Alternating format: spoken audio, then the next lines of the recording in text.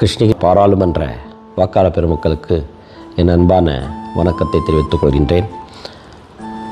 நான் அமானுல்லா. 19ஆம் தேதி வெள்ளிக்கிழமை வாக்குப்பதிவு நாள். நாங்கள் அனைவரும் ஒட்டுமொத்தமாக எங்களுடைய வாக்கை தவறாமல் அளிக்க வேண்டும் என்று கேட்டுக்கொள்கின்றேன். இந்தியா கூட்டணி சார்பாக அன்னார் கோபிநாத் அவர்கள் கை சின்னத்தில் போட்டியிடுகின்றார். அவருக்கு நீங்கள் அனைவரும் கை சின்னத்தில் வாக்களித்து மத்தியில் கூட்டாட்சி அமைய வகை செய்யுமாறு நான் அன்புடன் கேட்டுக்கொள்கின்றேன்.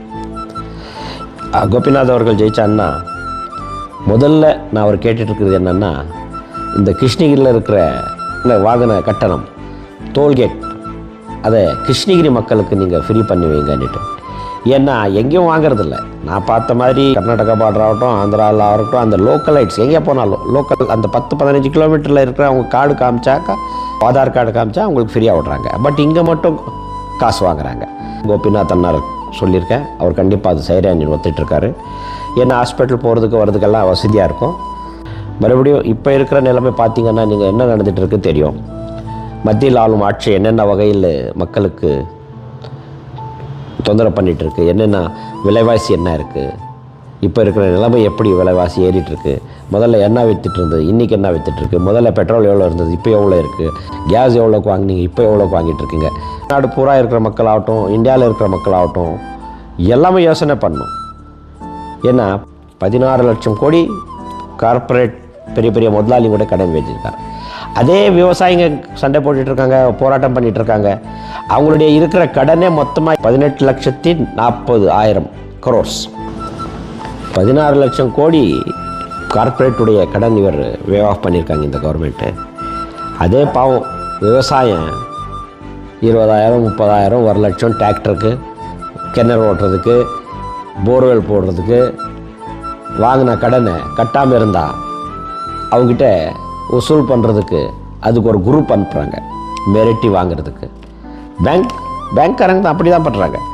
அவன் பயந்துட்டு நிறைய பேர் சூசைட் பண்ணிட்டாங்க, கயிறில் தொங்கியிருக்காங்க, மருந்து சாப்பிட்ருக்காங்க விவசாயிங்க. ஏன்னா அவன் நம்மளுக்கு சாப்பாடு போடுறவன். கார்ப்பரேட்காரன் சாப்பாடு போட மாட்டான். கார்ப்பரேட்காரன் நம்மளை லூட்டி அடிக்கிறது தான் இருக்கிறது.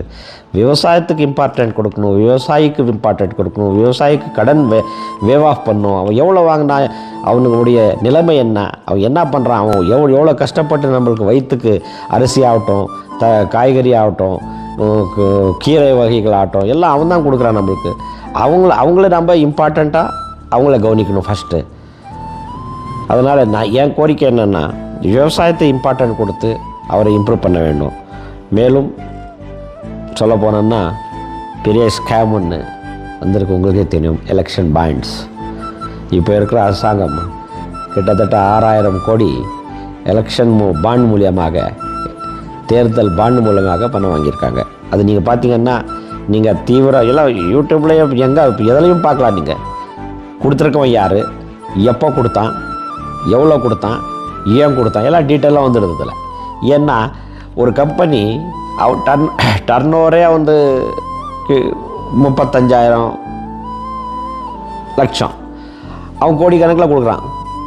எப்படி கொடுத்தான்? மிரட்டி வாங்கியிருக்காங்க, ரைடு பண்ணி வாங்கியிருக்காங்க. இப்போ நடக்கிறது பார்த்திங்கன்னா ஒரு விதமான ஒரு அஜாரக ஆட்சி தான் இப்போ நடந்துகிட்ருக்கு. இது போகணும், மக்கள் நல்லா வாழணுன்னா மத்தியில் கூட்டாட்சி தலைவர் ராகுல் காந்தி தலைமையில் வர வேண்டும். கை சின்னத்திற்கு வாக்களிக்க வேண்டும். மக்களுக்கு நல்லது நடக்கும் என்று நான் நம்புகின்றேன். தயவிட்டு அனைவரும் கை சின்னத்தில் வாக்களிக்குமாறு தாழ்மையுடன் கேட்டுக்கொள்கின்றேன். நன்றி, வணக்கம்.